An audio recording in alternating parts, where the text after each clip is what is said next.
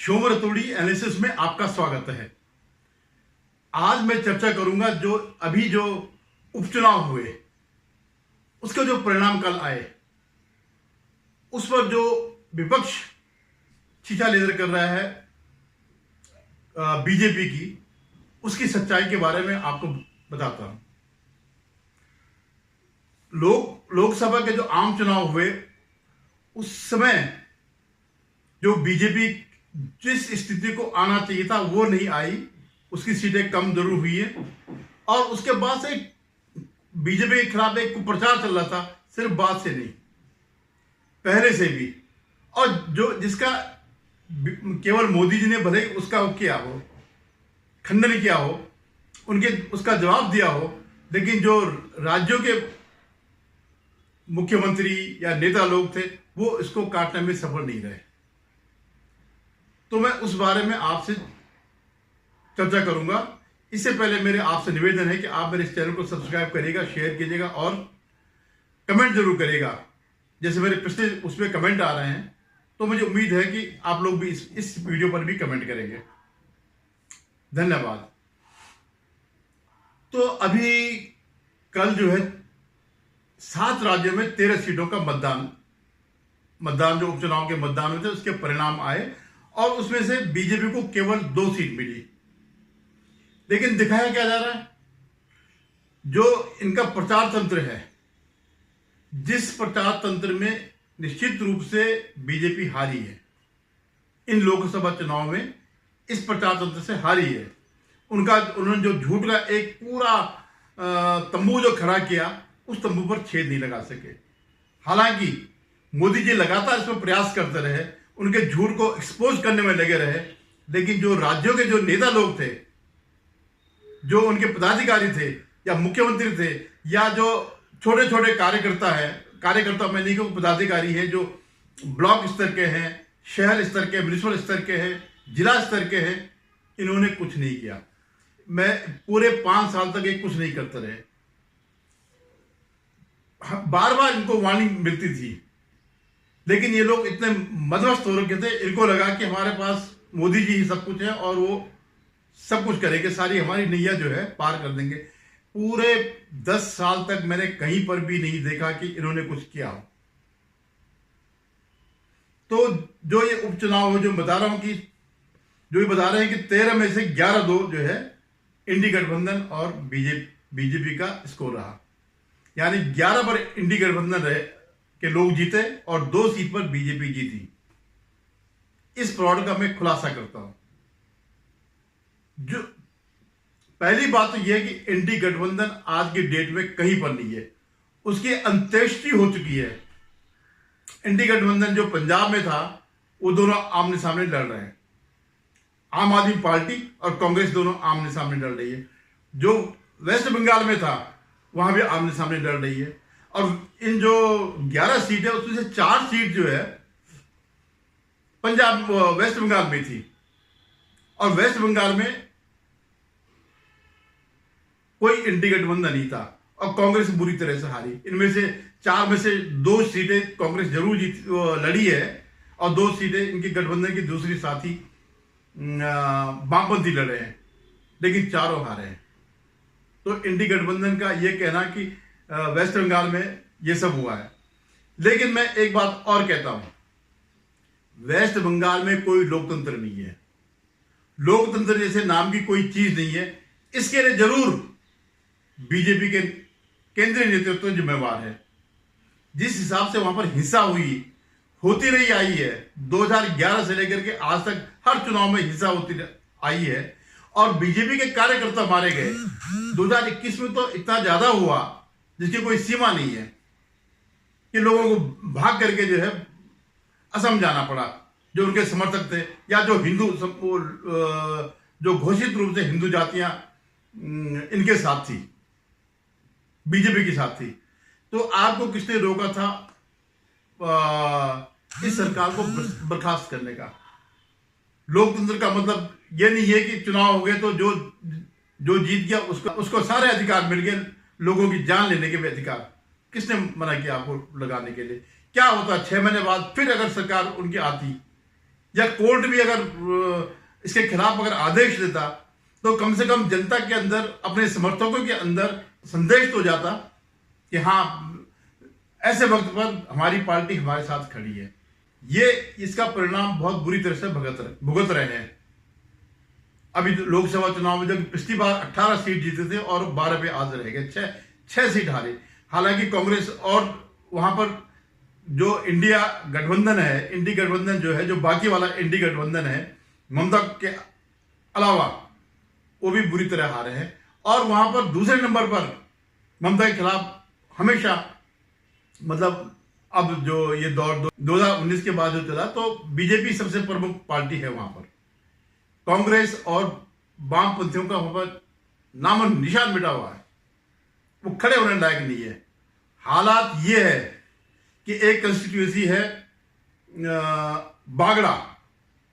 बागड़ा में कांग्रेस का candidate 1 lakh vote से ऊपर हारा। ये बड़ी बात है, ये सोचने की बात है। एक राष्ट्रीय पार्टी जो अपने को कहती है, विपक्ष की सबसे बड़ी पार्टी जो है, उसका कैंडिडेट 1 लाख वोट से ज्यादा हारा, और किसी में भी ये दूसरे नंबर पर नहीं रहे। न ये रहे इंडी गठबंधन के कांग्रेस रहा, ना वामपंथी रहे। राजनीति ऐसी चीज है कि कब पलटा मार दे कहा नहीं जा सकता। मैं आपको एक उदाहरण देता हूं, त्रिपुरा का। त्रिपुरा में लंबे समय तक, मतलब कांग्रेस के बाद वामपंथियों ने शासन किया, और उसमें अच्छे अच्छे नेता भी थे, लेकिन उनकी जो हिंसा की राजनीति थी वो हर जगह, जो वामपंथियों की पूरी दुनिया में जो है, वो वहां भी थी। लेकिन जब बीजेपी ने उखाड़ा तो 2/3 बहुमत से उनको हराया। कांग्रेस कहीं नजर नहीं आए, वामपंथी को एकदम पर उखाड़ दिया। ममता ने भी वहां पर प्रयास किया था अपना पांव जमाने के, लेकिन ममता को भी वो नहीं मिली, एंट्री नहीं मिली। तो ये होता है कि अगर कॉन्फिडेंस है आपकी तरफ, बीजेपी की तरफ बहुत लोग हैं पूरे हिंदू हैं, लेकिन कई लोग डर के मारे जो है नहीं देते हैं। कुछ की अलग जरूर होती है आकांक्षाएं, या कुछ लोग हिंदुओं में हिंदुत्ववादी नहीं होते। हिंदुत्व माने जो अपने धर्म की रक्षा करने के लिए तत्पर रहते हैं, वो नहीं है। ये इसमें दो राय नहीं है। अदरवाइज तो पूरी की पूरी 543 नहीं तो कम से कम 540 सीट बीजेपी के पास आनी चाहिए। जबकि हर कोई जानता है, जो भी हिंदू है वो जानता है कि हिंदुओं के लिए एकमात्र पार्टी बीजेपी है। चाहे ये कितना ही कुछ क्यों न कहे कि वो बीजेपी ने ठेका नहीं रखा, नहीं, बीजेपी ने ठेका ले रखा है।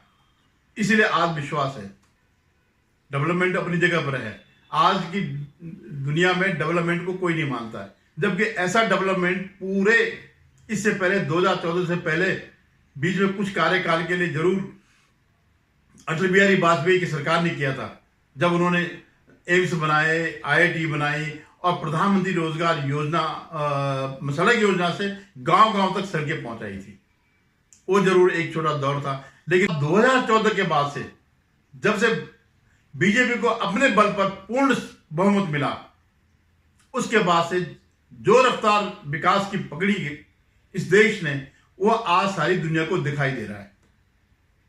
जो विरोधी भी है वो भी इस बात को मानते हैं दुनिया में, जो नहीं चाहते हैं कि भारत आगे बढ़े, उनके सामने भी ये मजबूरी कि हाँ, वो भी कि भारत जो है प्रगति कर रहा है और भारत के साथ संबंध बनाए रखना है। आप भी देखिए कि जब रूस पर सैंक्शन लगाया था तो भारत ने उस सैंक्शन को नहीं माना और लगाया किसने था? अमेरिका ने और नाटो देशों ने, यानी पूरे जितने भी दुनिया के सबसे धनी देश हैं उन सब ने जो है ये प्रतिबंध लगाया था। लेकिन भारत ने जो है उस प्रतिबंध को नहीं माना और अपनी रक्षा, अपने हितों को देखते हुए वहां से कच्चा तेल खरीदा, अपनी जनता को दिया और उसको एक्सपोर्ट भी किया। और एक्सपोर्ट भी किसको किया? उन्हीं यूरोपियन कंट्रीज को, जिन्होंने इसका बायकॉट किया था, जिन्होंने रूस पर प्रतिबंध लगाए थे। तो उन्होंने महंगे दामों में ये सब खरीदा, क्योंकि रूस से उनके पास गैस जो आती है पाइपलाइन के थ्रू आ जाती है। इस तरह से जो है ये जो विकास की रफ्तार है ऐसी कभी नहीं हुई। लेकिन मैंने वही कहा कि विकास इस देश में मायने नहीं रखता। एक तो जातिवाद रखता है और दूसरा क्या है कि फ्री का होती है, जो फ्री का जो कल्चर चला है, जो साउथ से शुरू हुआ और नॉर्थ में जो है केजरीवाल ने इसकी जड़ें, इसकी बीज बोया और इसकी जड़ें मजबूती से जमाई। 2-3 बार वो इसी फ्री के चक्कर में मुख्यमंत्री बने। तो अब उनकी देखा देखी सबने यही सब शुरू कर दिया। कांग्रेस ने भी जाकर के हम महिलाओं को तुम 1000 रुपए दे दो, हम 1500 देंगे, हम ये करेंगे तो तुम ये करते हो, हम इतना ज्यादा करेंगे। मतलब अंततः ये रहा कि केवल हमें वोट चाहिए, देश चाहे डूब जाए। जैसे 2014 से पहले फ्रेजाइल 5 मानी 5 दुनिया की सबसे घटिया अर्थव्यवस्थाओं में थी देश की स्थिति, आज वही जो है सबसे तेज जीडीपी वाला देश बन गया है। खैर, अब मैं आपको बताऊं कि पहली बात यह है कि 4 वेस्ट बंगाल की होगी और 1 पंजाब की होगी, 5। तो 13 में से 5 आप हटा दो कि ये इंडिया जीती है, क्योंकि ये जो घटक दल है वो इंडिया के नहीं है। मैंने बताया कि इंडिया की अंत्येष्टि हो चुकी है, हालांकि अभी जितने बचे हैं वो भी धीरे धीरे करके इस बात को कुछ दिनों में ये सब खत्म हो जाएगा, ये गठबंधन। तो 5, अब रह गई 8 सीटें। 8 सीट में से 2 सीट जो है ये जीते, बीजेपी जीते, और बाकी इनके जो कांग्रेस ने शायद 3 कांग्रेस ने जीती है और बाकी एक डीएमके ने जीती है, एक आध किसी और ने, ऐसे करके जो है कोई बहुत बड़ा चमत्कार नहीं हुआ। अब मैं एक और बात करता हूं, ये कहते साहब उत्तराखंड की जो है बद्रीनाथ सीट हमने जीती है और हमने अयोध्या भी जीता है, बद्रीनाथ भी जीता है।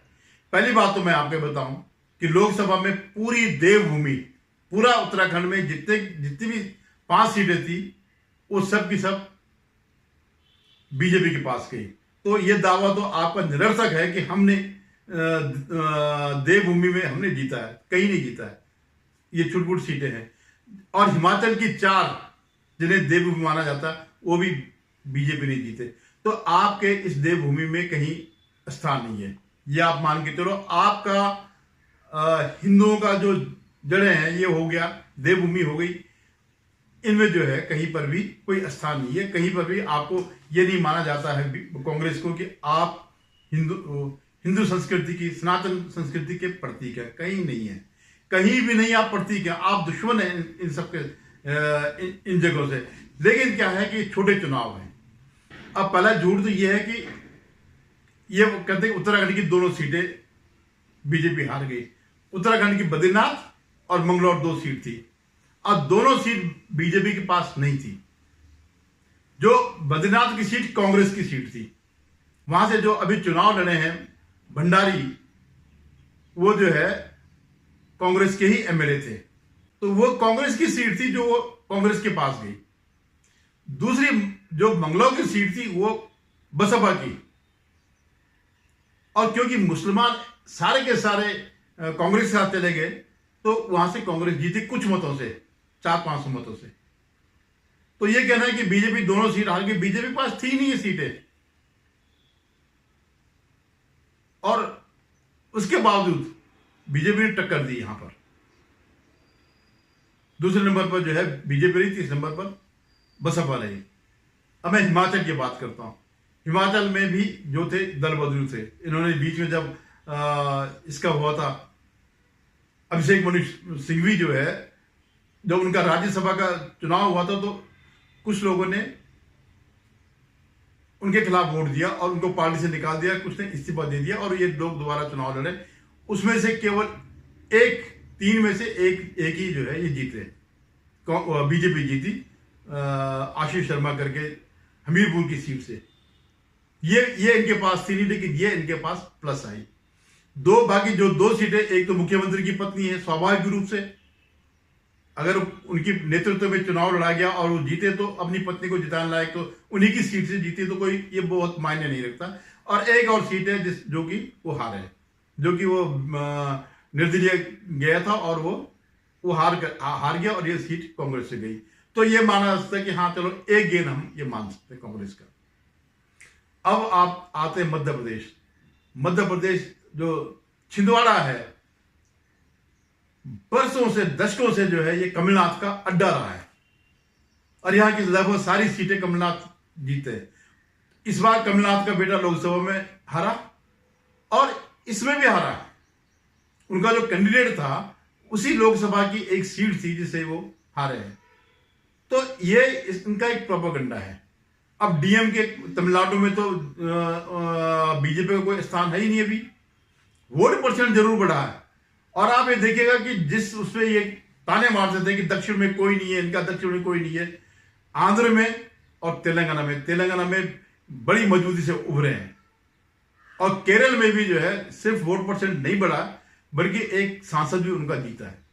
और केरल में जो वामपंथी है उनके लिए अस्तित्व का संकट हो गया है। मुस्लिम वोट सारे के सारे कांग्रेस के साथ चले गए और जो हिंदू और क्रिश्चियन वोट जो है वो बीजेपी की तरफ आ रहे हैं।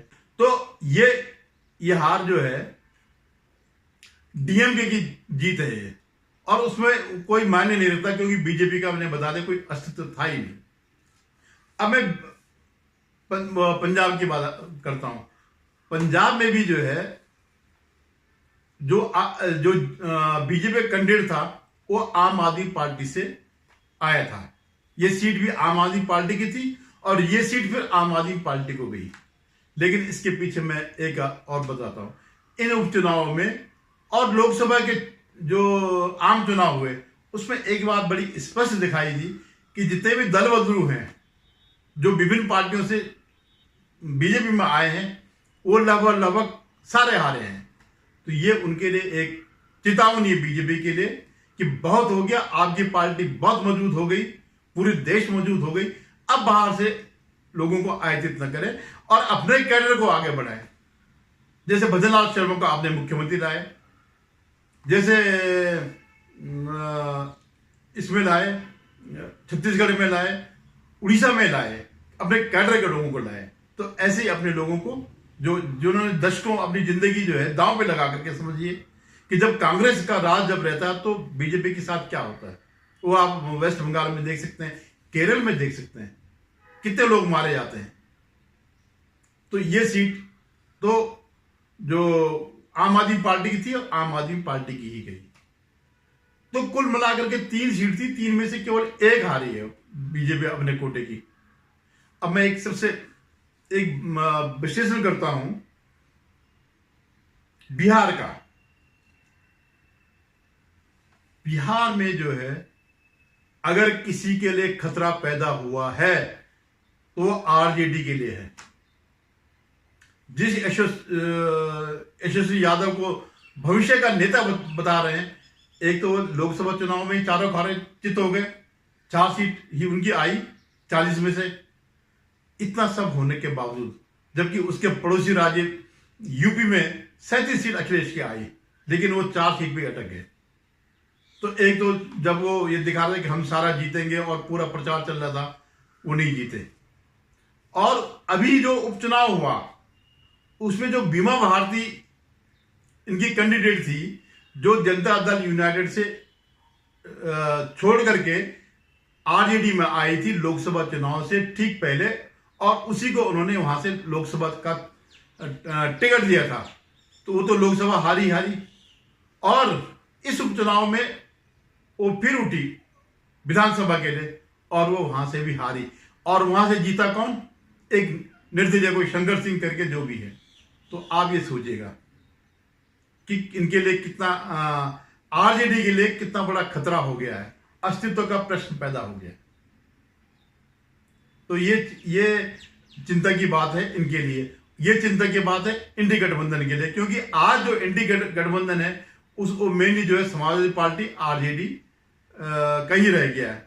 आम आदमी पार्टी उसमें है नहीं, तृणमूल कांग्रेस है नहीं, डीएमके वहां तमिलनाडु में इनका कुछ है नहीं, केरल में ये इनका कोई इंडी गठबंधन है नहीं। तो फिर कौन है साथ में? ये 2 ही पार्टियां ना मेनली। उन 2 में से जो जीत हुई यूपी में वो वहां के समीकरण सब कुछ जातीय समीकरण और कुछ जो इन्होंने झूठ फैलाया कि संविधान खतरे में आ गया, ये जीतेंगे तो संविधान जो है बदल जाएगा, आरक्षण खत्म हो जाएगा। आरक्षण एक बड़ा संवेदनशील मामला है। अगर आप लोगों को याद हो पिछले चुनाव में बिहार के, तो मोहन भागवत जो आरएस के चीफ है, उन्होंने एक बयान दिया था आरक्षण पर कुछ कि वो इसके विश्लेषण होना चाहिए। उन्होंने ये नहीं कहा था कि आरक्षण खत्म हो, लेकिन इन्होंने सिर्फ वही मुद्दा उठाया और वहां पर आरजेडी जीत गई। बीजेपी जीते जीते हार गई। बीजेपी जीत नहीं पाई, अदरवाइज तभी बीजेपी जीत जाती। तो वो मुद्दा वहां इतना बड़ा नहीं बना आरक्षण का, जितना मुद्दा की ये यूपी में बना। तो इस गठबंधन के लिए बहुत बड़ी चिंता की बात है। आप देखते जाएगा, अंत में ये इसकी अंतरिक्ष तो हो गई, अब इसकी राख भी बिखरी जाएगी। तो मैं कह रहा हूं कि इस प्रोपागंडा को ये जो बीजेपी की जो पार्टी है वो तोड़ नहीं पाती है। और जो छोटे सोशल मीडिया में जो छोटे लोग हैं उन पर ये ज्यादा ध्यान नहीं देते हैं। ध्यान नहीं देते माने, अब जैसे मेरा यूट्यूब चैनल है, अगर आप किसी तथ्यों के आधार पर अगर आप देखें तो एक एक चीजें तथ्यों के आधार पर हम विश्लेषण करते हैं। लेकिन कभी भी किसी भी उसने बीजेपी नेता ने कभी इसको लाइक नहीं किया, शेयर नहीं किया, कभी उसने कमेंट नहीं किए, कभी अपने पक्ष के लोगों को प्रोत्साहित नहीं किया। धन्यवाद। आगे मैं कोई और चैनल और कोई वीडियो लेके आऊंगा। आपसे पुनः निवेदन है कि मेरी इस राय पर आप कमेंट जरूर करेगा। धन्यवाद।